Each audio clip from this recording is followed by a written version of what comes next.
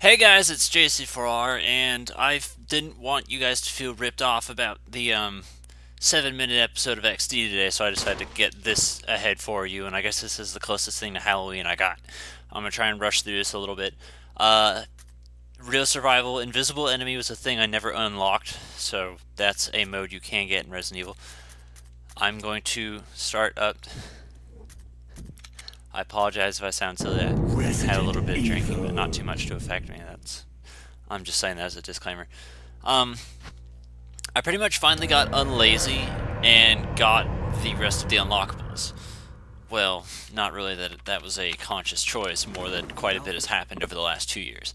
Last night, no, not last night, it was like a week ago, I just got unlazy and got the rest of Chris's alternate outfits. So that's pretty much what this is, because during my LP of the game, didn't really do much to show off the optional stuff.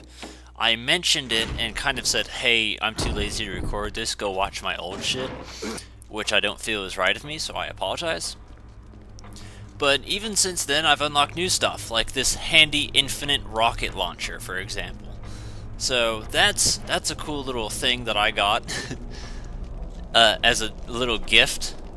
Other than that, it's going to be infinite rocket launcher, Jill's 2 outfits, and then I'm going to get the Samurai Edge, which is a unlimited handgun, which also has semi-auto fire capabilities. I'm going to just show those off just to say that I did. The only other thing to possibly show off, excuse me, is Forrest, which, I mean, I'm just going to show that he exists. There you go, that ought to take care of him. Let me just... Jill aim? Jill's fine. Alright, go ahead and unequip that, we don't need any more. But, yeah, Forrest is strapped in grenades, and he'll run and chase you, and if you shoot him at any time, you blow up and die. So he's there to make a nice difficulty curve. I didn't unlock him on my LP, but he's certainly here. He's on this one. So that's pretty much what that says about that. Yeah, I still think it's funny how the zombie burst through the door when I blasted him with a rocket launcher, and when you go back to check, he's still laying right there in the floor. Forrest only shows up in the beginning, the first quarter, excuse me, of the game. After that, he's pretty much irrelevant. But yeah, he shows up in a few spots, and that's about it. So since this is going to be me decking through stuff, I'm going to get editing heavy now in a second. See, now it's funny because he's still laying right here from where I blew him up with that rocket launcher. That's what's great. Also, I guess while I'm here, I could say this. I do apologize, I guess, for not having a Halloween-themed LP. I mean, that was never really a thing I strived to do. It just kind of became something I wanted to try with Resident Evil 2 because I was like, oh, well, crap. If I act quick enough and upload quick enough, I could do Resident Evil 2 for Halloween. That'd be great. So that was what I tried to do. And now I kind of feel like I should. So I'm debating on one of 2 games for next year, and that's going to either be Resident Evil 3 or Silent Hill 2. The thing about Resident Evil 3 is I myself probably will not be as spooked. So that's why I think Silent Hill 2 would be really good for it. However, that just puts me at a place where I'm not sure when would be a good time to LP Resident Evil 3 is pretty much what I'm thinking. Like, what time of the year would be a good place to have the project ready for upload and all that shit. That's pretty much the only thing that's setting me back, is if I do one, when's a good time to do the other? Because I don't want to wait an entire year to do the other. I don't know if I should. That's pretty much what it is, with me at least. You want to see the rocket launcher hit a guy again, except this time you can actually see it? Shabam!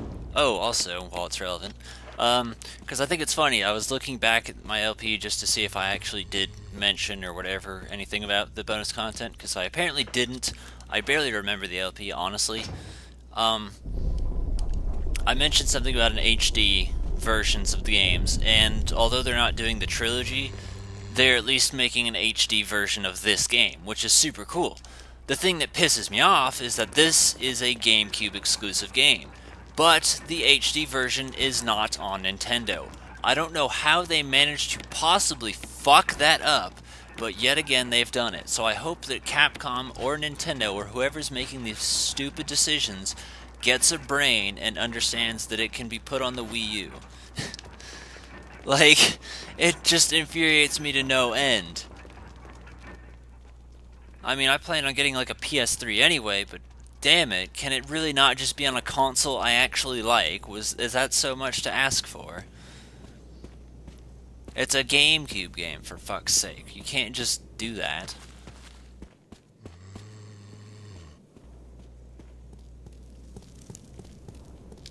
Plus, it would run better anyway. Pretty much every Wii U game is 1080p, 60 FPS. Sony and Microsoft can't say that. He should be in here right now, actually. Yeah, there he is! Forrest, he runs around almost like he's a Crimson Head, and he'll bite you and you cannot harm him. You can do it so with defense items, but that's it. Other words, you can't kill him. And he appears in sometimes the most jerkish spots ever. And just because I think it's funny,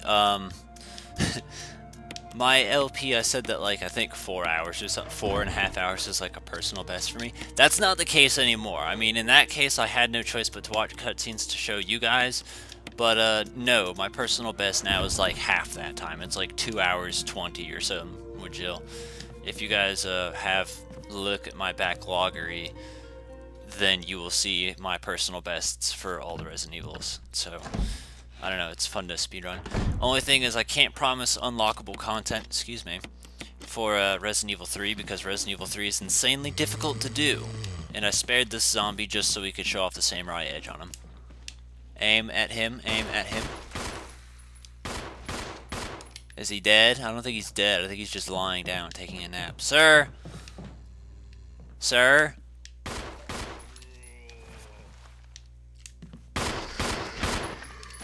Yeah, that'll do it. And we'll go ahead and use it up here as well. It's really good against the dogs, but the infinite rocket launcher kind of beats it there.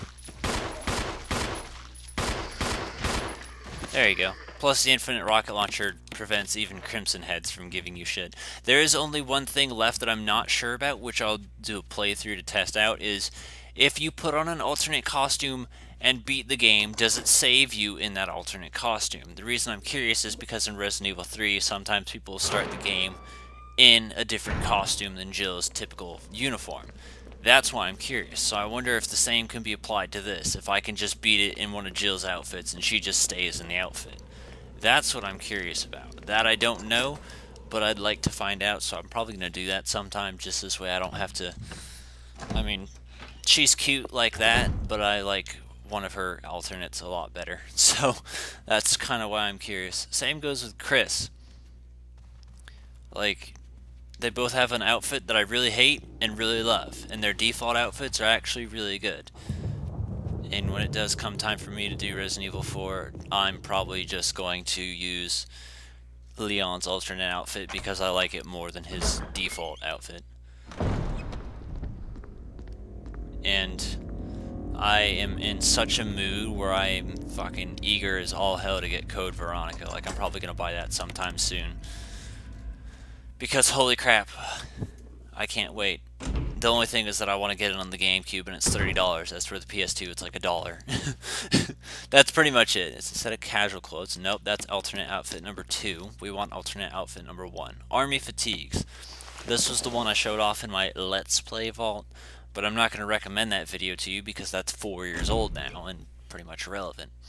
So I'm going to do at least a cutscene so you can see it because the fixed camera angles aren't very good. So this is our little cutscene that we will demo off Jill's wonderful new outfit that she just took from some people living here.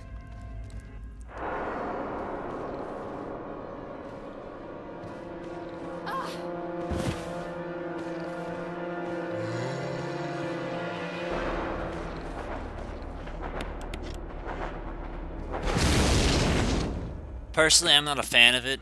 Like, I don't like the glasses she's got on, and it kind of makes her boobs look smaller.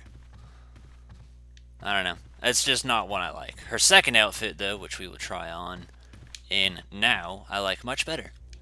This is her Resident Evil 3 attire. She's so cute, isn't she?